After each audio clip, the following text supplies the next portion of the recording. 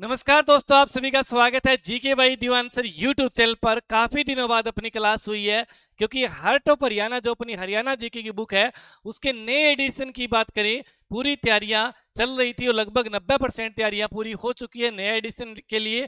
तो बहुत ही जल्द आपको हरियाणा जीके की 22 जिलों के साथ विस्तार से थ्योरिकल और प्रीवियस क्वेश्चनों की आपको बुक देखने को जल्द ही मिलेगी। इसीलिए अपनी क्लास नहीं हो पा रही थी। अभी मैंने 15 मिनट वाली क्लास शुरू की है। जैसे सीटी में 15-15 मिनट की मैंने कई क्लासें दी थी और जिसने देखा होगा तो भाई सीधा सीधा फायदा भी मिला था। तो 15 मिनट वाली क्लास आज पढ़ेंगे हरियाणा के 23 धरोहर स्थल। यानी मैं बात करूं विरासत स्थल की, हरियाणा में बहुत सारे पर्यटन स्थल हैं लेकिन 23 ही ऐसे धरोहर स्थल हैं जो विरासत स्थल में शामिल है। यानी धरोहर विरासत स्थल है कितने टोटल? 23 है। चलिए एक एक के बारे में डिटेल में पढ़ेंगे। बहुत सारी चीजें आपको नई भी सीखने को मिलेगी इस क्लास के दौरान जो कि पुराने समय से जो पढ़ते आ रहे हैं।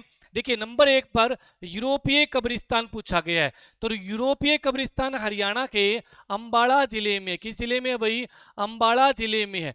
गूगल करोगे तो आपको करनाल देखने को मिलेगी, लेकिन उसके अंदर फर्क देखने को आपको यह मिलेगा। अगर एग्जाम में आए, यहां लिख दूं मैं यूरोपीय यूरोपीय सैनिक यूरोपीय सैनिक कब्र, तो यूरोपीय सैनिक कब्र करनाल में है भाई। ठीक है। लगभग जो अंग्रेजों के सैनिक हुआ करते थे उनकी बात करें तो उनके 500 उनके परिवार और उनकी है ना बीमारी के कारण जो मृत्यु हो गई थी, उनके 500 लोगों की कब्र बनी हुई है करनाल के अंदर। ठीक है। तो यूरोपीय सैनिक कब्र कहां पे है? करनाल में।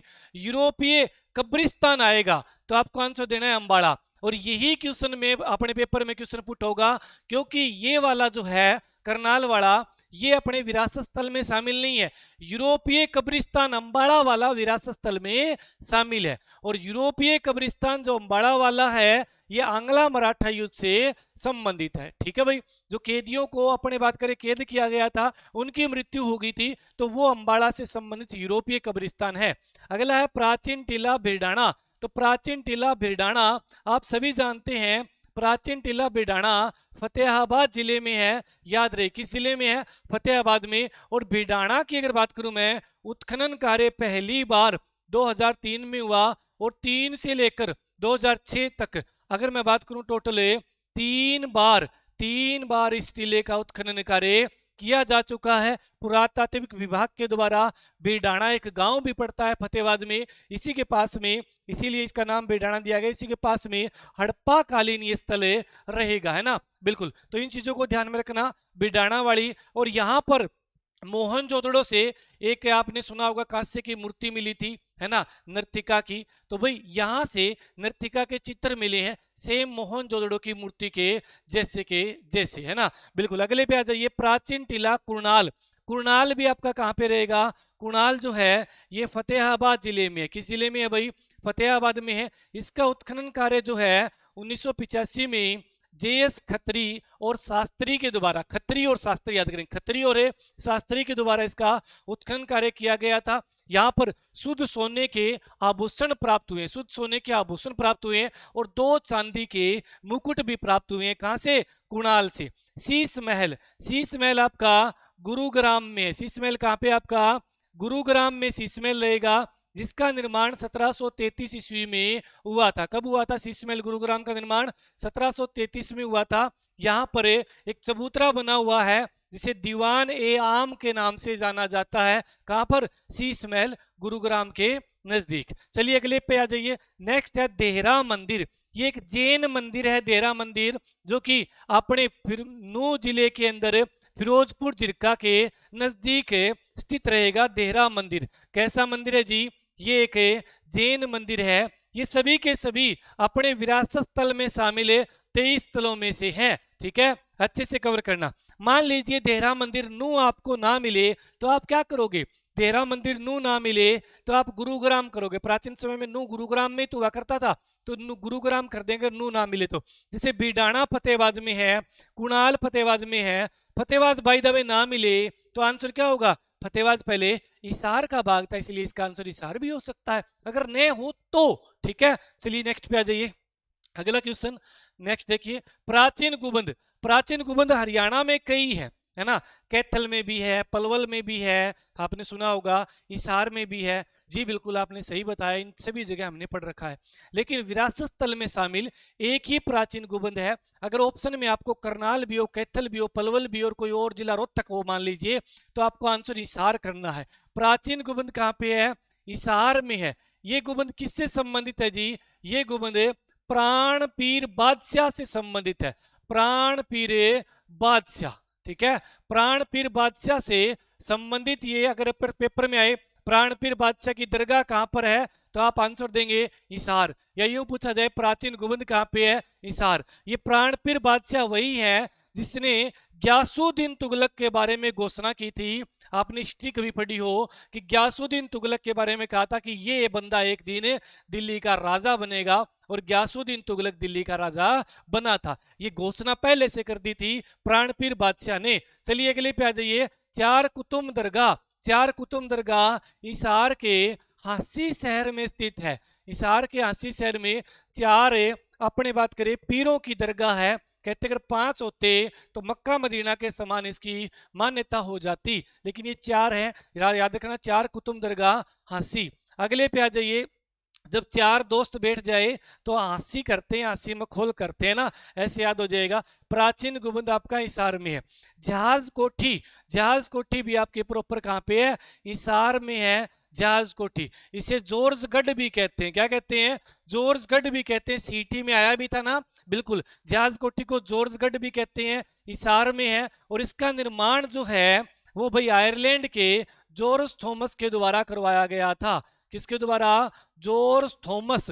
जॉर्ज थॉमस के द्वारा इसका निर्माण करवाया गया। और कब हुआ इसका निर्माण? तो 1796 में। और जॉर्ज थॉमस ने हांसी को राजधानी कब बनाया? तो इसके अगले साल 1797 में, ठीक है, 1796 में पहले अपने रहने के लिए जॉर्ज थॉमस ने जहाज कोठी बनाई थी। नेक्स्ट पे आइए, शेख तैयब का मकबरा।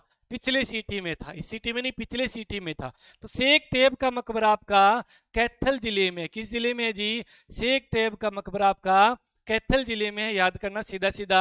प्राचीन पुल। अब देखो प्राचीन पुल जो सबसे प्राचीन है, जो धरोहर में शामिल किया गया है, वो करनाल में है। एक प्राचीन मुगल कालीन पुल है फरीदाबाद में भी है। लेकिन अगर आपको सीधा पूछा जाए प्राचीन पुल बताइए, तो आपको करनाल उचित आंसर देना है, क्योंकि ये धरोहर सूची वाले स्थल रहेंगे। क्लियर भाई? इसकी पीडीएफ आपको टेलीग्राम में मैं डाल दूंगा। टेलीग्राम का लिंक नीचे डिस्क्रिप्शन बॉक्स में दिया हुआ है ना। और जो भी आगामी पेपर के लिए डी ग्रुप का हो, मेंस हो, सी के या एलएमएस से बिजली बोर्ड से संबंधित जो देख रहा है, तैयारी करना चाहे, तो दीवान एकेडमी ऋषिनगर हिसार में आ सकता है। स्पेशल बैच ऑफलाइन चल रहे हैं। प्राचीन शिव मंदिर। देखो हरियाणा में बहुत सारे शिव मंदिर है, और यूं का यूं आ जाए, सीधा पूछा जाए, देखो प्राचीन शिव मंदिर कहाँ पे है? तो एक शिव मंदिर बागोत महेंद्रगढ़ में है, जहाँ पे शिव का मेला लगता है।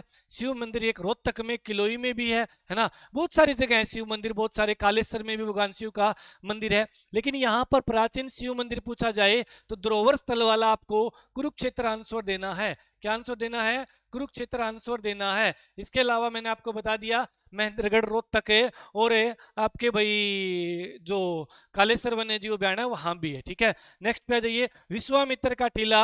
ये भी आपका कहाँ रहेगा? कुरुक्षेत्र में रहेगा। विश्वामित्र का टीला भी कहां पर आपका? कुरुक्षेत्र में है। नेक्स्ट को देखिए, पीर तुर्कमान मस्जिद। बताओ ये पेपर में आई तो बढ़िया क्वेश्चन बनेगा ना। पीर तुर्कमान मस्जिद या पीर तुर्कमान मकबरा, ठीक है, मस्जिद और मकबरा दोनों है इकट्ठे ही पीर तुर्कमान के। तो ये आपके रहेंगे महेंद्रगढ़ में। कहाँ रहेंगे जी? महेंद्रगढ़ में रहेंगे। याद रहे, बहुत ज्यादा इंपॉर्टेंट क्वेश्चन रहेगा आगामी एग्जाम के लिए। त्रिपोलिया गेट।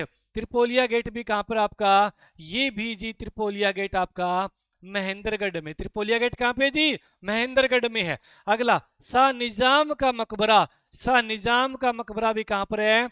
महेंद्रगढ़ में है। सबसे ज्यादा इन 23 में से विरासत स्थल के जो स्थल हैं वो महेंद्रगढ़ में है। देखना, 3 आ गए ना, पीर तुर्कमान आ गया, त्रिपोलिया गेट आ गया, शाह निजाम का मकबरा आ गया, तीनों महेंद्रगढ़ में है। नेक्स्ट पे आ जाइए, अगला और देखिए, यहाँ पर चोर गुबंद आपका महेंद्रगढ़ के नारनौल में रहेगा। ये तो क्वेश्चन है प्रॉपर आपको नारनौल आंसर दे। देखो महेंद्रगढ़ वाले पिछले भी नारनौल में ही है, ठीक है, पिछले भी नारनौल में ही है। अगर दोनों ऑप्शन कभी भी अवेलेबल हो, कोई भी महेंद्रगढ़ का क्वेश्चन हो, लगभग चामुंडा माता मंदिर हो, है ना, बिल्कुल, तो ये सारे जल महल हो, सारे नारनौल में है, ठीक है, बिल्कुल, तो ये नारनौल में रहेगा चोर गुबंद, ठीक है। पीर जमाल खान ने इसका निर्माण करवाया था। किसने बनाया था भाई? जमाल खान ने इसका निर्माण करवाया। याद करेंगे, चोर चोर है ना अपने आप को साहूकार समझता है। चोर अपने आप को क्या समझता है? साहूकार समझता है, तो इसी को साहूकार गुबंद भी बोलते हैं।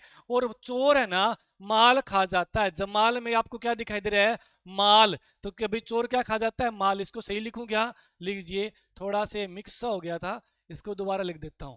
चोर क्या खा जाता है? माल खा जाता है, ठीक है। तो जमाल खान ने इसका निर्माण करवाया था। शोभा शोभा सागर तालाब बोलते हैं इसको, या शोभा तालाब लिख दिया। ये भी आपका नारनौल में है। कहां पे है? नारनौल में। शोभा सागर झील भी आ जाए तो इसी तालाब को आप झील के नाम से भी पुकार सकते हैं। शोभा सागर झील का है, शोभा सागर तालाब का है, नारनौल में। चट्टा राय बाल मुकुंदास का छत्ता, चट्टा राय बाल मुकुंदास, तो ये भी आपका कहाँ रहेगा? चट्टा बाल मुकुंदास राय, ये भी आपका नारनौल में रहेगा। याद रहे, महेंद्रगढ़ के नारनौल में। और इसका निर्माण है वो राय बाल मुकुंद दास ने करवाया था। लेकिन प्राचीन समय में यहाँ पर कोई भवन था, खंडर सा लगा लीजिए, जो कि अपने भाई बीरबल का आना जाना था। लेकिन पेपर में पूछा जाए, इसे बीरबल का छत्ता भी बोलते हैं और राय बाल मुकुंद दास का छत्ता भी बोलते हैं। ये किसके समय बना? यूं आ जाए, किसके समय बना, तो आपको आंसर देना है ये शाहजहां के समय बना था। किसके समय बना था? शाहजहां। अकबर नहीं करना, अच्छे से याद करना, शाहजहां। ऑफिशियल वेबसाइट पे चीज अपलोड है, शाहजहां के समय बना था। और ये चोर गुबंद वगैरह वगैरह है, ये अकबर के समय बने हैं। नेक्स्ट पे आ जाइए, मिर्जा अली जान, या बात करें बावरी का सिंहासन, यूं का यूं आएगा, मिर्जा अली जान का सिंहासन कहां पे है, या बावरी का सिंहासन कहां पे है, तो इसका आंसर भी आपको क्या देना है? नारनौल महेंद्रगढ़ देना है। इसका आंसर भी क्या देना है? नारनौल महेंद्रगढ़ आंसर आपको इसका देना है। क्लियर भाई? हो जाएगा, यहां तक कर लेंगे। नेक्स्ट पे आ जाइए, अगला देखिए आपके सामने है 20 नंबर पे भीमा देवी मंदिर। तो भीमा देवी भी विरासत स्थल में शामिल है। और भीमा देवी आपका कहां पे है? भीमा देवी आपका पंचकुला में है। इसे उत्तर भारत का खजुराहो कहते हैं। उत्तर भारत का खजुराहो, ठीक है, उत्तर भारत का खजुराहो, खजुराहो, ठीक है, खजुराहो, उत्तर भारत का खजुराहो के नाम से ये जाना जाता है, ठीक है, पंचकुला में। तकिया बनवा फकीर, देखो बताओ, ये प्रश्न कभी पढ़ा है? तकिया बनवा फकीर, तकिया बनवा फकीर, ये भीमा देवी मंदिर के सामने पंचकुला में ही स्थित है। भीमा देवी मंदिर के बिल्कुल सामने पंचकुला में स्थित रहेगा तकिया बनवा फकीर। ये एक संत फकीर थे, तकिया बनवा नाम था इनका, ठीक है, बिल्कुल, इनकी कब्र लगा लो, कुछ भी लगा लो, ये पंचकुला में है। नेक्स्ट पे आ जाइए, प्राचीन टिल्ला सुग, प्राचीन टिल्ला सुग। सुग आप सभी को पता है, सुग एक जगह है जो कि यमुनानगर में स्थित है। कहां पे जी? यमुनानगर में स्थित रहेगी सुग नामक जगह, ठीक है। और यहां पर अगर मैं बात करूं तो हवेन सांग ने, किसने? हवेन सांग, याद रहे, हवेन सांग ने यहां की यात्रा की है। कहां की? अपने बात की जाए सुग की। क्लियर भाई? तो सुग से आपको ये चीज ध्यान में रखनी है। और यहां पर पेपर सीटी में भी आया था, बैलगाड़ी पर बैठे कुछ यात्रियों का अपने क्या है मूर्ति मिली है ना, ये संगीत से संबंधित स्थल रहेगा। अपनी बुक में भी दूसरे पेज पे लिख रखा था, ये क्वेश्चन पेपर में आया था। नेक्स्ट पे देखिए, बोध स्तूप। अगर बोध स्तूप की बात करें तो ये सुग से, यानी इसी के समीप में ही, ज्यादा दूरी पे नहीं है, ये भी आपका यमुनानगर में है और राजा अशोक से संबंधित है। किससे संबंधित है ये? तो याद करेंगे, ये राजा अशोक से संबंधित रहेगा। आपका क्या भाई बात की जाएगी? बौद्ध स्तूप से, है ना, बौद्ध मतलब राजा अशोक से संबंधित। और यहां भी हवेन सांग ने इस शहर का जिक्र किया है, तो हवेन सांग, यहां भी हवेन सांग ने विजिट किया था। इन दोनों जगह पेपर में यूं भी आ जाता है, निम्न में से कहां कहां हवेन सांग ने यात्रा की है, और उस चीज का वर्णन भी किया अपनी किताब में। तो सुख का भी है, बौद्ध स्तूप का भी। ये 23 स्थल से, है ना, 15 मिनट हुए नहीं, उससे पहले अपन ये सारे कवर कर लिए। जो भी भाई बहन इस समय देख रहा है, तो अपनी डिवाइन स्टडी ऐप है ऑनलाइन प्लेटफॉर्म है अपना डिवाइन स्टडी, प्ले स्टोर से डाउनलोड होगी। इसमें डी ग्रुप का कोर्स अवेलेबल है, एएलएमएसए का कोर्स अवेलेबल है। इसके अंदर एएलएमएसए में रिकॉर्डेड भी हमने डाल दिया है, रिकॉर्डेड भी डाल दिया है, दोनों तरह से अवेलेबल रहेगा। डेमो लगाइए मजे से, यूट्यूब पे भी डेली क्लास होती है फ्री में। हरियाणा जीके का मेरा बैच इसमें अवेलेबल है, मैथ रीजनिंग का कॉम्बो बैच अवेलेबल है, हिंदी का बैच अवेलेबल है, साइंस का अवेलेबल है, परमाणु बैच रहेगा, कंप्यूटर का भी बैच अवेलेबल है अंशुल सर का। कोई भी आप परचेज करना चाहे डेमो लगाइए, परचेज कीजिए। और यहां पर मैं बात करूं तो अपने सामने देखिए गौरव बैच दिखाई दे रहा है, जो कि हरियाणा के अंदर 2,500 से 3,000 कंडक्टर की वैकेंसी आने जा रही है।